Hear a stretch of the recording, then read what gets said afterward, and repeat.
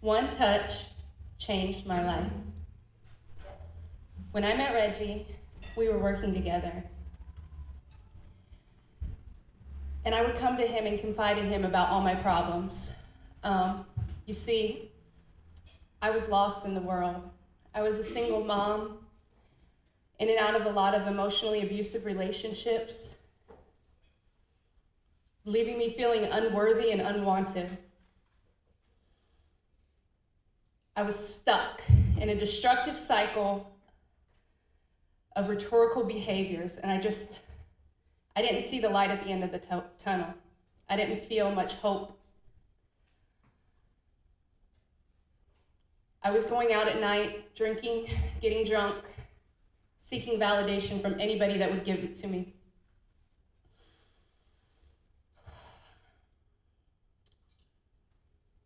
As my son, Timothy, grew a little older, I started to feel guilty. I was so ashamed of the person that I had become. I started to go to church on Sundays, and I remember one specific Sunday that I was so distraught after a late night of drinking that I had to bring my son Timothy into church with me. He was 4.5 at the time, and this young man held me as I cried. I needed him there to comfort me. I remember crying, and I surrendered that day. I said, I can't do this on my own anymore. Jesus, take the wheel.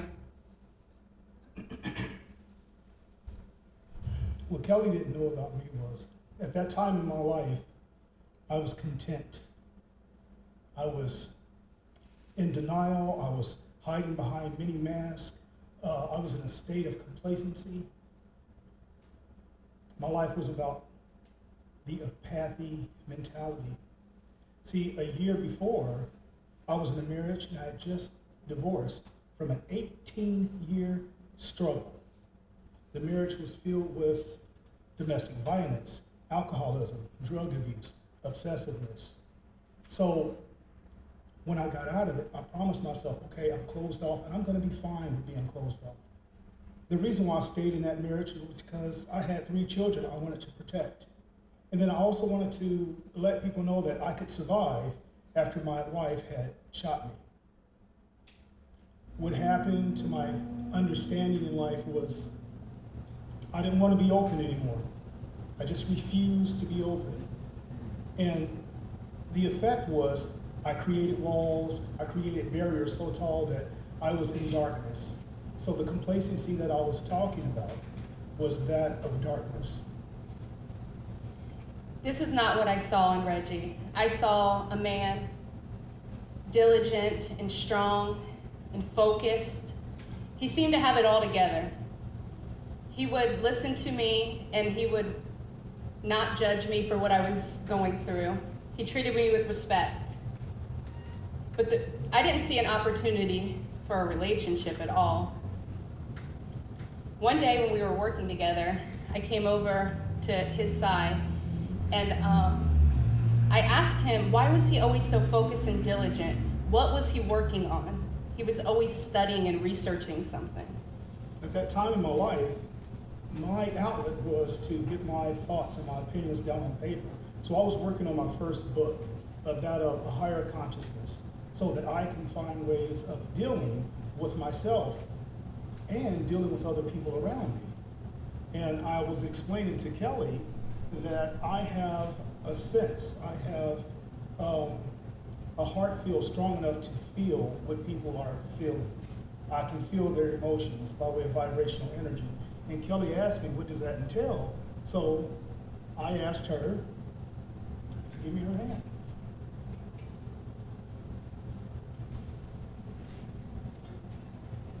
And that's what happened. Immediately I turned away.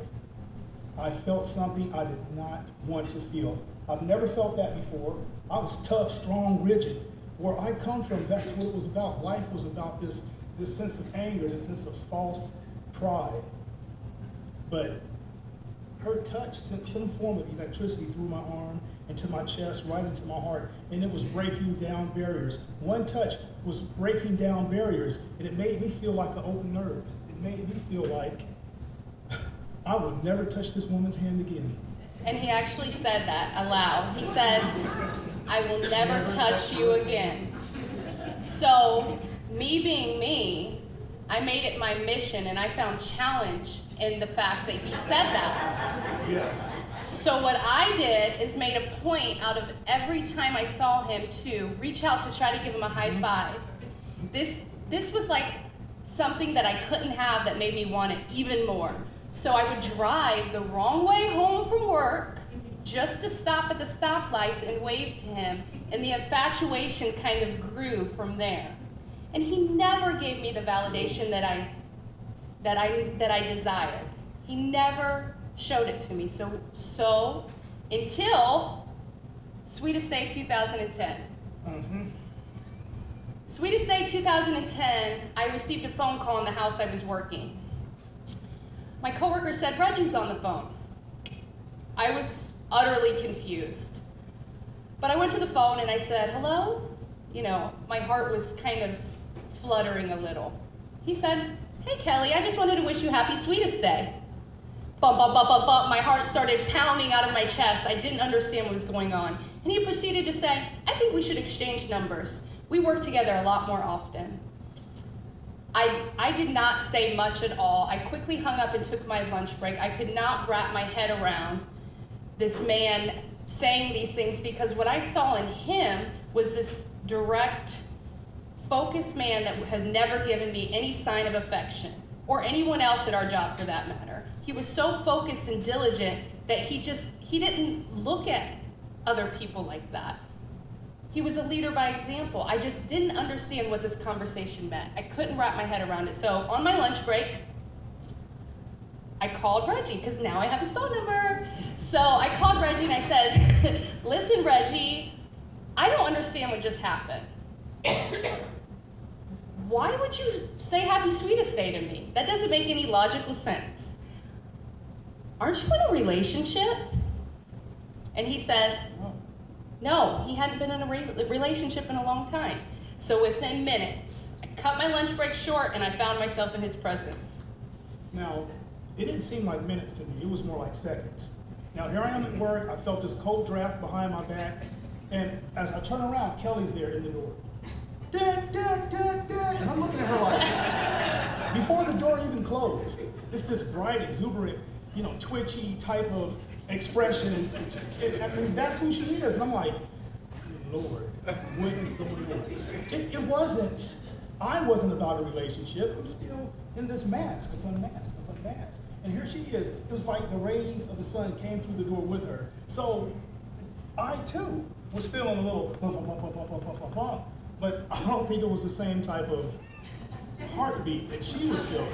I actually prayed against this, because that's what guys do, right? At times, we don't know how to express ourselves, so we back up in denial and we put this kind of false sense of security.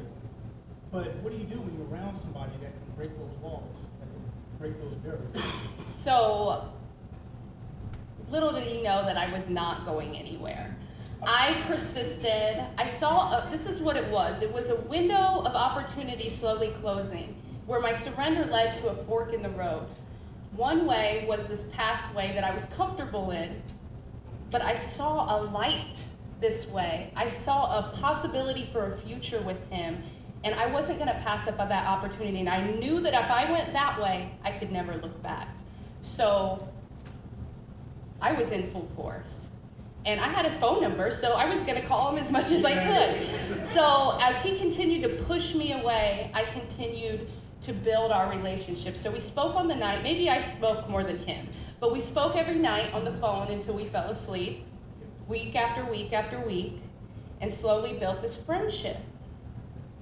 And as he pushed me away, he said, no, go out with your friends, do this, do that. I wasn't going anywhere. So one day, I felt it in my heart to ask him if he would meet my son, Timothy. This was a very, very scary thing for me, because my son had met so many people in the past that have let him down, let me down, and I felt ashamed. I felt dirty even asking him, because the person that he was, I had a feeling he was too responsible to say yes. But I knew that if he said yes, that he really looked at me like I wanted him to look at me. So I asked, I said, Reggie, would you like to meet Timothy today? And he said, yes. And I text him on my old flip phone, you're incredible. And he quickly responded, we're incredible. And I can still see it. And that's kind of one of our cute little things now. We're incredible. So after work, I went to see Timothy, and it was basically the Timothy show. As I was walking up, this young man looked at me with these big eyes. I could feel this young kid staring into my soul. And I looked right back at him, and I said, hey, I'm an alpha male too. And it was like the world just slowed down, and I'm looking, and he's looking, and I'm looking, and he's looking. But I could tell that we had one thing in common, and that was the unconditional love of this woman right here. And on the way home that day, I remember when we turned right on the street, I looked in the back seat and I told Timothy, you will never have to meet another man. And he never has. And after 10 years together, 7 years of marriage, surprise triplets right after we got married, many other adventures and awesome opportunities. We're still growing. We inspire each other to be our best selves. And now I get to touch him whenever I want.